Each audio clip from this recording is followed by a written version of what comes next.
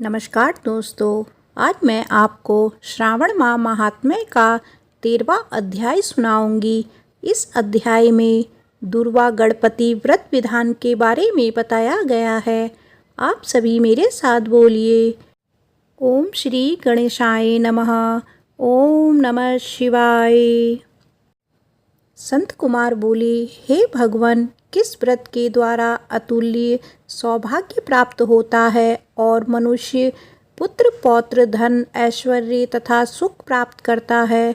महादेव, व्रतों में उत्तम उस व्रत को आप मुझे बताइए। ईश्वर बोले, हे संत कुमार, तीनों लोकों में विख्यात दुर्वा गणपति व्रत है। सर्वप्रथम भगवती पार्वती ने श्रद्धा के साथ इस व्रत को किया था।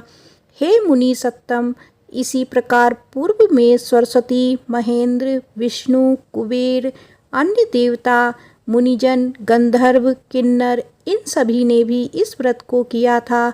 श्रावण मास की शुक्ल पक्ष की शुद्ध एवं महापूर्णदायिनी चतुर्थी तिथि को इस व्रत को करना चाहिए, क्योंकि उसी दिन सभी पाप समूह का नाश हो जाएगा। चतुर्थी के दिन स्वर्ण पीठासीन स्थित एक दंत गजानंद विघ्नेश की स्वर्णमयी प्रतिमा बनाकर उसके आधार पर स्वर्णमय दुर्वा को व्यवस्थित करने के पश्चात विघ्नेश्वर को रक्त वस्त्र से वेष्टित ताम्रमय पात्र के ऊपर रखकर सर्वतोभद्र मंडल में रक्त पुष्पों से अपामार्ग, शमी, दूर्वा, तुलसी, विलपत्र, इन पांचों पत्रों से, अन्य उपलब्ध सुगंधित पुष्पों से, सुगंधित द्रवों से, फलों से तथा मोदकों से उनकी पूजा करनी चाहिए और इसके बाद उन्हें उपहार अर्पित करना चाहिए।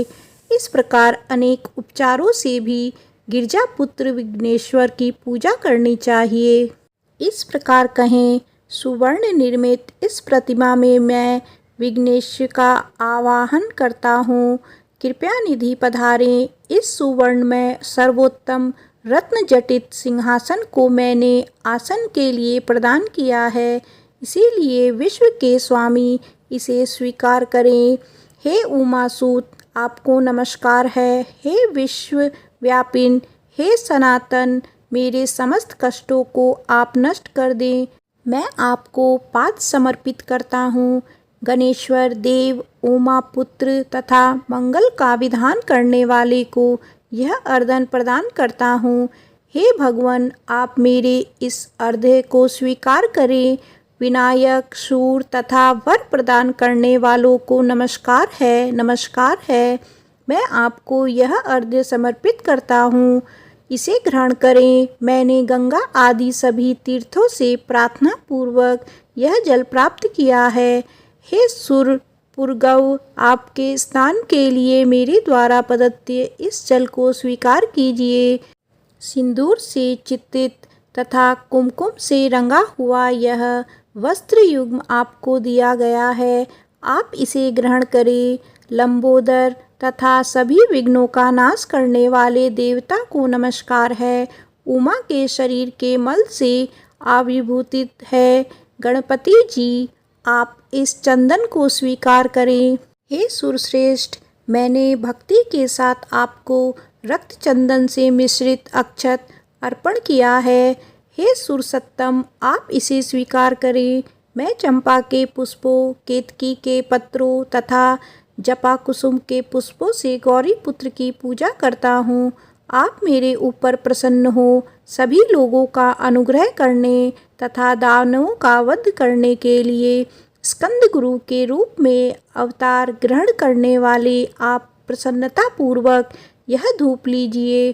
परम ज्योति प्रकाशित करने वाले तथा सभी सिद्धियों को देने वाले आप महादेव पुत्र को मैं दीप अर्पण करता हूँ, आपको नमस्कार है। इसके बाद गणानंद तत्वा इस मंत्र से मोदक, 4 प्रकार के अन्य पायस तथा लड्डू आदि का नैवेद्य अर्पण करें। मैं आपकी मुख शुद्धि के लिए आदर पूर्वक कपूर, इलायची तथा नागवल्ली के दल से युक्त तांबूल आपको प्रदान करता हूँ। हिरण्यगर्भ के गर्भ में स्थित अग्नि के सुवर्ण बीज को मैं दक्षिणा रूप में आपको प्रदान करता हूँ। अतः आप मुझे शांति प्रदान कीजिए। हे गणेश्वर, हे गणाध्यक्ष, हे गौरी पुत्र, हे गजानंद, हे इभानंद, आपकी कृपा से मेरा व्रत पूर्ण हो। इस प्रकार अपने सामर्थ्य के अनुसार विघ्नेश का विधिवत पूजन करके उपस्कर निवेदित सामग्री सहित गणाध्यक्ष को आचार्य के लिए अर्पण कर देना चाहिए। उनसे प्रार्थना करें, हे भगवान, हे ब्राह्मण, दक्षिणा सहित गजराज की मूर्ति को आप ग्रहण कीजिए।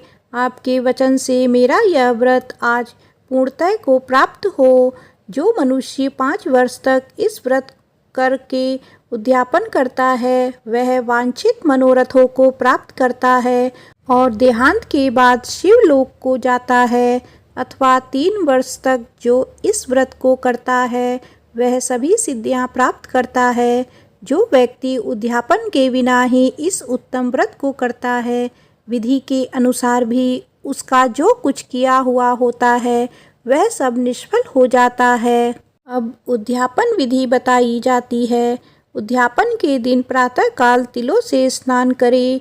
उसके बाद व्यक्ति 1 पल या आधा पल या उससे भी आधे पल का स्वर्ण की गणपति की प्रतिमा बनाकर पंचगव्य से स्नान कराकर भक्ति तथा श्रद्धा के साथ इन 10 नाम मंत्रों से दूर्वा दलों से सम्यक पूजन करे।